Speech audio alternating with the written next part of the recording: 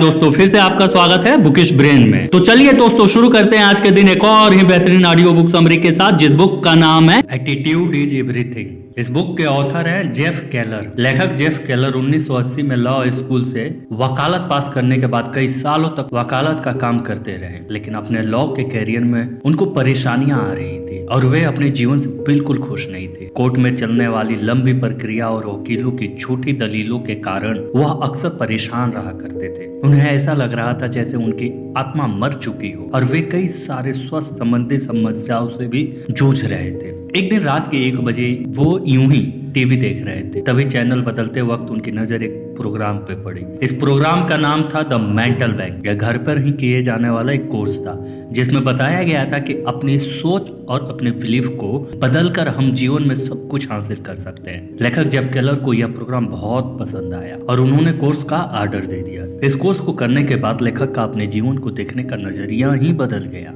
उनके अंदर जैसे एक नई ऊर्जा का संचार हो गया। उन्होंने नेपोलियन हिल, नॉर्मन विंसी जैसे लेखकों की ढेरों किताबें पढ़ डाली। इस नए नजरिए का लेखक के जीवन पर बहुत ही गहरा प्रभाव पड़ा। इस किताबों से प्रभावित होकर उन्होंने एटीट्यूड और मोटिवेशनल सिद्धांतों के ऊपर कई सालों तक रिसर्च किया और इन सिद्धांतों को अपने जीवन में उतारा। इसके बाद उन्होंने अपने लॉ के करियर को छोड़कर एक मोटिवेशनल स्पीकर बनने का फैसला किया और अपने जीवन में वह सब कुछ हासिल किया जो वह हमेशा से पाना चाहते थे।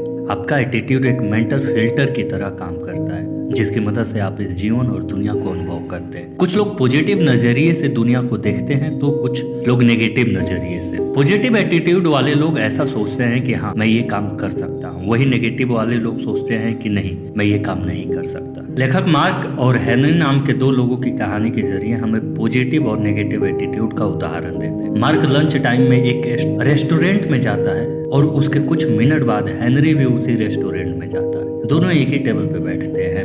वेटर एक ही समय पे मार्क और हेनरी का ऑर्डर लेता है और एक ही साथ उन दोनों को खाना भी सर्व करता है। दोनों लोगों ने अपने अपने खाने के लिए एक समान ही इंतजार किया, लेकिन मार्क ने अपना लंच बहुत एंजॉय किया और वह खुशी खुशी अपने काम पे लौट गया। वहीं हेनरी अपने नेगेटिव एटीट्यूड के चलते मिलने में देरी होने के कारण बहुत नाराज और परेशान था। हमारा एटीट्यूड एक खिड़की के जैसा होता है, जो कि बचपन में बिल्कुल साफ होता है, लेकिन जैसे जैसे हम बड़े होते जाते हैं इस खिड़की पे धूल जमती जाती है। बचपन में हर बच्चे को लगता है कि वह कुछ भी कर सकता है, लेकिन जैसे जैसे वह बड़ा होता है तो लोगों की आलोचना, निराशा, सेल्फ डाउट और रिजेक्शन के कारण उसके मेंटल एटीट्यूड की खिड़की धीरे धीरे मैली होती है। लेकिन अच्छी बात यह है कि हम इस खिड़की को साफ कर सकते हैं और अपने एटीट्यूड को पूरी तरह से बदल सकते हैं। अमेरिकन लेखक हक डाउन ने कहा है कि एक खुश इंसान वह नहीं है जिसकी परिस्थितियां उचित है, बल्कि वह है जिसके पास उचित एटीट्यूड है। हेनरी फोर्ड एक फेमस कोट कहते हैं, हर असफलता दोबारा से और अधिक समझदारी के साथ शुरुआत करने का अवसर है। लेखक का कहना है कि दुनिया में शायद ही ऐसा कोई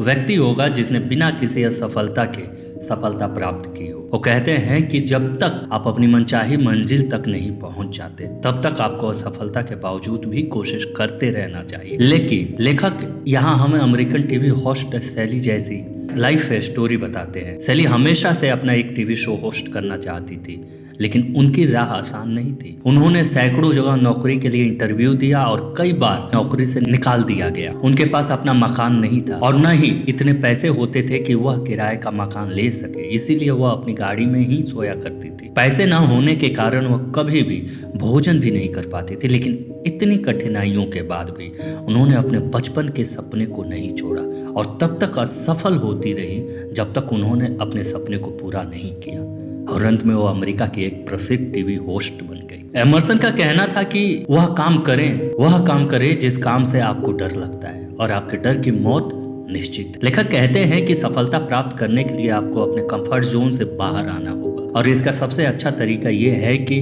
वह काम किया जाए जिसे करने में आपको डर लगता है। अगर आप कोई काम करना चाहते लेकिन असफल होने से डरते हैं तो आपको वह काम जरूर करना चाहिए, क्योंकि इसके अलावा आपके पास दूसरा कोई विकल्प नहीं है। अब यहाँ डर का मतलब ये नहीं है कि लेखक आपको कोई फिजिकल रिस्क लेने के बारे में बता रहे हैं, जैसे कि तेज गाड़ी चलाना या बंजिंग जंपिंग करना।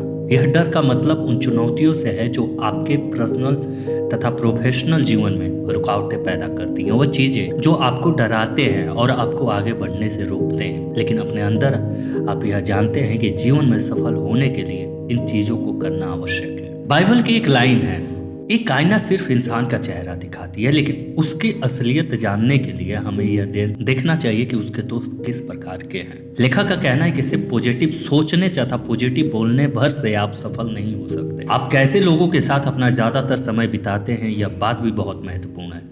उदाहरण के लिए माइक नाम का एक लड़का हाई स्कूल में पढ़ता है और वह अपना ज्यादातर समय अपने पड़ोस के लड़कों के साथ बिताता है। उन लड़कों का ना तो कोई लक्ष्य है और ना ही कोई सपने हैं और वे हमेशा नेगेटिव बातें ही करते रहते हैं। माइक जब भी उन्हें किसी नए आइडिया के बारे में बताता है तो वह सारे मिलकर माइक का मजाक उड़ाते हैं और उसका मनोबल तोड़ देते हैं। लेकिन जब माइक अपनी आगे की पढ़ाई के लिए कॉलेज में भर्ती हुआ तो वहां उसे नए दोस्त मिले जो जीवन के प्रति पॉजिटिव थे और जीवन में कुछ बनना चाहते थे और हासिल करना चाहते हैं। माइक ने अपने पुराने दोस्तों को छोड़कर नए दोस्तों के साथ रहने का फैसला किया। माइक को तुरंत ही इसके अद्भुत परिणाम मिले। उनके साथ रहकर माइक को अच्छा महसूस होने लगा और उसने अपने भविष्य के लक्ष्य निर्धारित कर लिए। कॉलेज खत्म करते करते माइक ने अपना बिजनेस शुरू किया और कुछ ही सालों में एक सफल इंसान बन गया। लेखक कहते हैं कि आप जिन लोगों के साथ अपना समय बिताते हैं वह आपका भविष्य निर्धारित करते हैं। लेखक जेफ केलर कहते हैं कि कोई भी आपके दुख और दर्द नहीं सुनना चाहता।